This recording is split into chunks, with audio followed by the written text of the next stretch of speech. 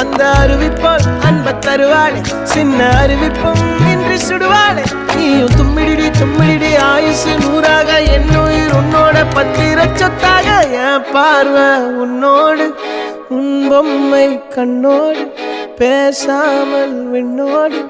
நாம் மிதந்து போவோம் காதாரா அடியானாலும் நான் தாங்க மாறோடு